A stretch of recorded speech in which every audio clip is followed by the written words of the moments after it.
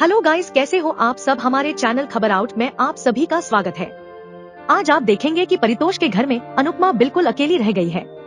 वह कहती है कि बस उनके सपने उनके साथ हैं।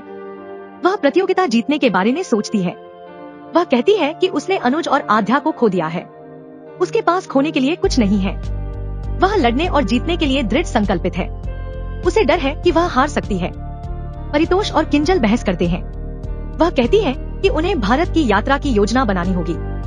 वह कहता है कि वह परी को अपने साथ ले जाना चाहता है। वह उससे कहती है कि परी अपनी माँ के साथ रहेगी। वह उससे कहती है कि अगर वह चाहे तो परिवार के साथ वापस चला जाए। परितोष कहता है कि अनुपमा उन पर बोझ है। वह कहती है कि अनुपमा एक बड़ा सहारा है। वह उसे डांटती है और परी के सामने नाटक करना बंद करने के लिए कहती है। अनुज को पता चलता है कि सभी लोग चले गए हैं और अनुपमा बिल्कुल अकेली है। उसे उसके लिए खेद महसूस होता है। श्रुति उसके तनाव को देखती है। अनुपमा घर की सफाई करती है। उसे श्रुति का संदेश मिलता है। श्रुति उससे समय पर प्रसाद भेजने का अनुरोध करती है। अनुपमा हमें उत्तर देती है। श्रुति अनुज को बताती है कि उसने अनुपमा को प्रसाद का ऑर्डर दिया था। आध्या ऐसा करने से खुश नहीं है। श्रुति ने अनुज से चिंता न करने और अपनी शादी की पूजा पर ध्यान केंद्रित करने के लिए कहा। आध्या को अनुज की कोशिशें नजर नहीं आती। उसका व्यवहार देखकर वह डर गई है। किंजल, परितोष और परी शाह परिवार को हवाई अड्डे पर छोड़ने के बाद घर लौटते हैं। अनुपमा ने परी को गले लगाया। वह परी से उसके साथ समय बिताने के लिए कहती है।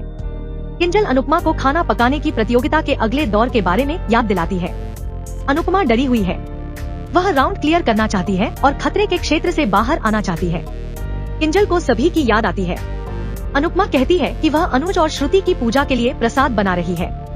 किंजल को लगता है कि श्रुति जानबूझकर उसे चोट पहुंचाने के लिए ऐसा कर रही है। अनुपमा को अपनी जगह पता है। किंजल का कहना है कि श्रुति असुरक्षित है।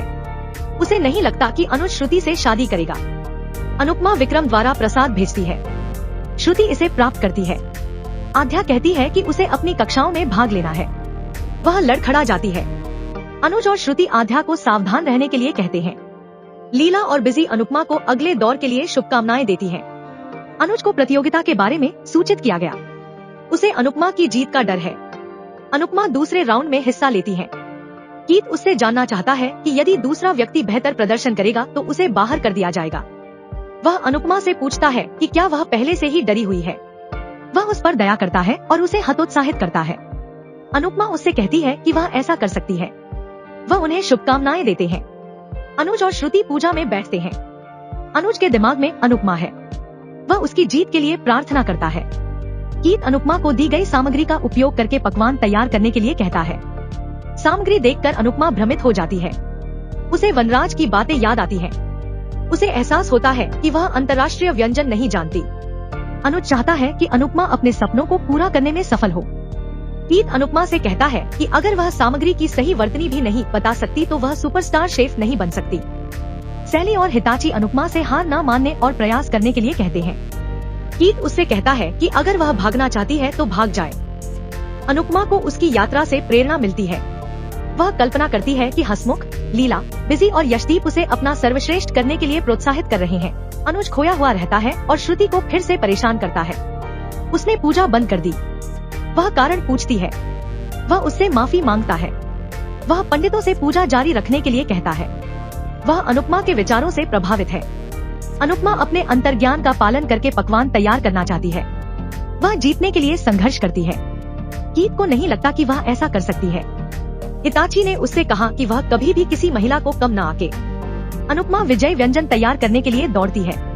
वह कीत को अपनी डिश से आश्चर्यचकित कर देती है। उसे उम्मीद है कि पकवान का स्वाद जजों को पसंद आएगा और उसे एलिमिनेशन से बचा लेगा। अगले एपिसोड में अनुपमा श्रुति को अस्पताल ले जाती है। वह दोषी महसूस करती है। वह अनुज से कहती है कि उसकी वजह से श्रुति को गोली लगी। अनुज रोता है, जबकि आध्या अनुपमा पर आरोप लगाती है। आध्या ने धमकी दी कि अगर श्रुति को कुछ हुआ तो वह अपनी जान दे देगी। अनुपमा कहती है कि श्रुति को आध्या के पास लौटाना उसका जीवन लक्ष्य है।